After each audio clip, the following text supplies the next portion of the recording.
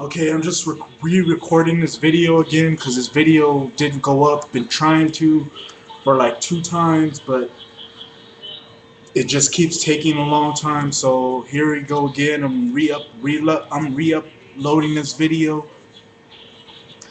Like what I was saying about the Undertaker Edge match, this was just a very good matchup. You had Undertaker chasing Edge, Edge going up the top of the cell, and Undertaker chasing him up there.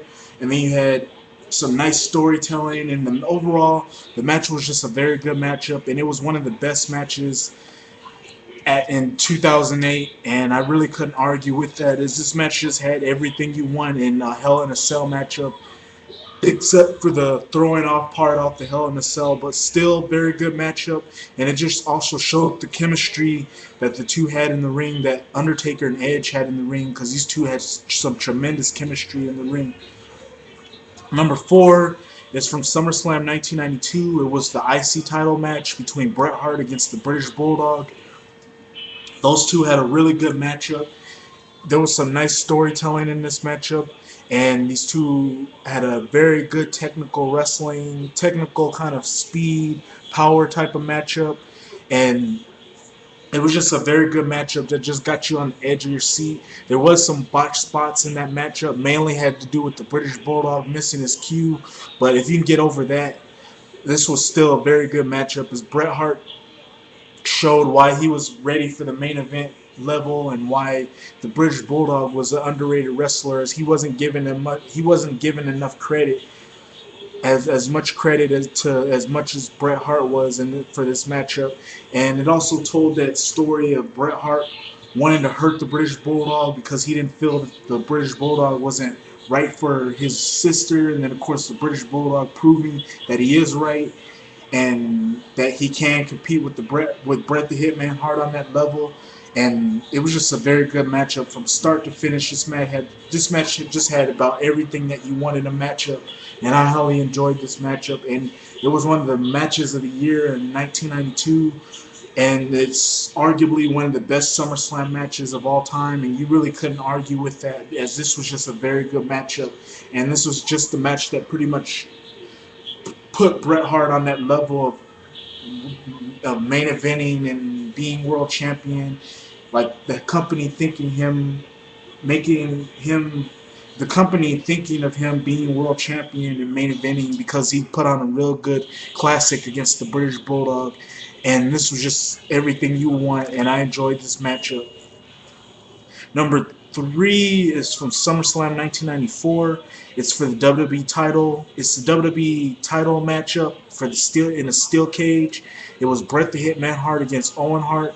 Very good technical matchup, technical steel cage matchup. Told a real good story with Owen Hart wanting to end Bret Hart's title reign and sort of get his title reign, and then of course of Owen Hart proving to everybody that he can beat his brother again, this time for the WWE title.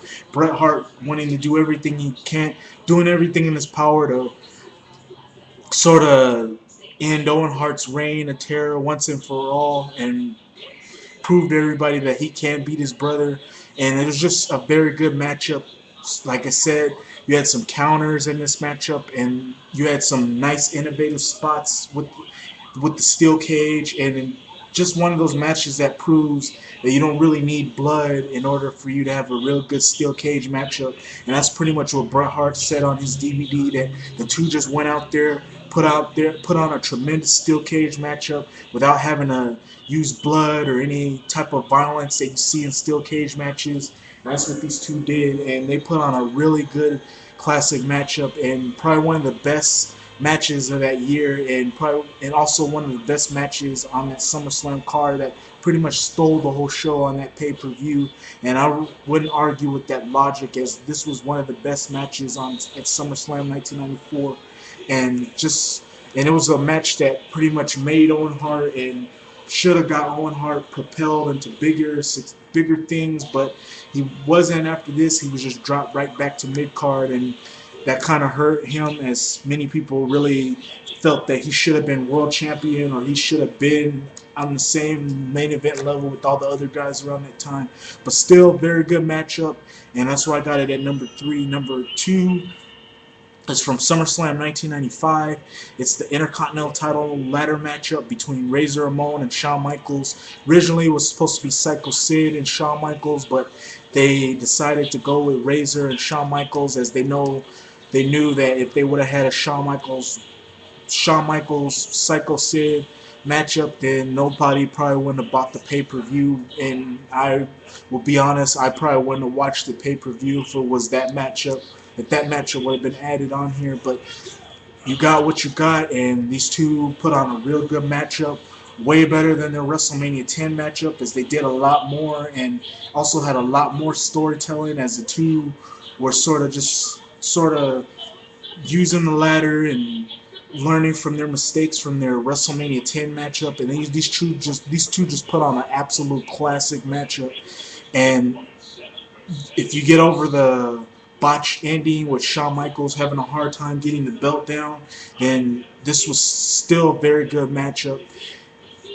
And I highly recommend it, and it's one of the reasons why you should watch SummerSlam 1995. Even if you need to get one of the ladder match DVDs, just to watch that ladder match DVD, watch this matchup, and you'll know exactly what I'm talking about. Is these two just proved how much good chemistry they had, and Razor Ramon, it also proved how underrated a worker Scott Hall was, and that he didn't get enough credit when it came to ladder matches against Shawn Michaels, as they were talking about. Mainly when someone talked about the ladder match between these two, they would just always talk about Shawn Michaels and the ladder, but Razor Ramon Scott Hall carried his own in this matchup, and it showed why he should have been on that main event level, but he didn't, as he was just in mid-card feuds and in the mid-card level.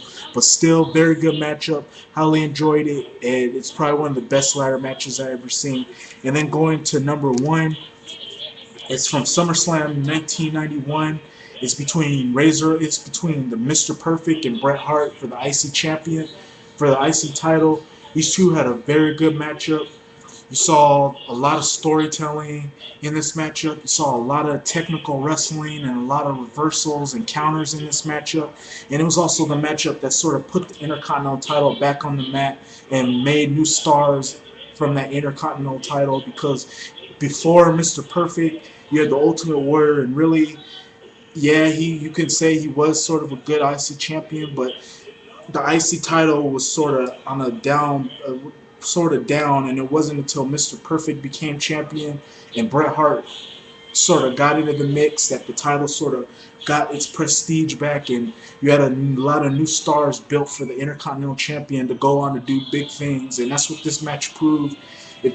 It showed that the IC title was bringing new blood in, and it also showed that these two guys were ready for great things, and it also showed that Bret Hart was moving over to the big thing in wrestling, moving over to big things.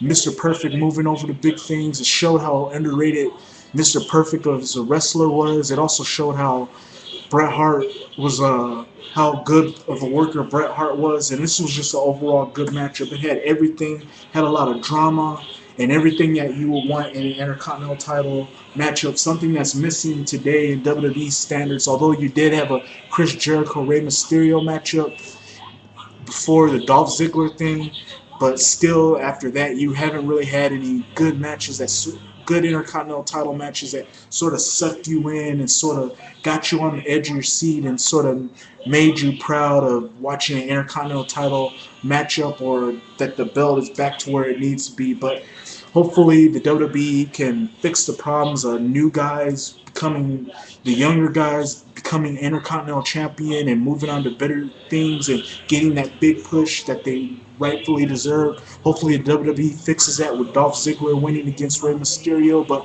we'll have to wait and see.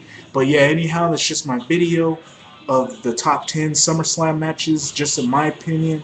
Hopefully you like my video. You can rate, you can comment, and you can give me a video response if you like.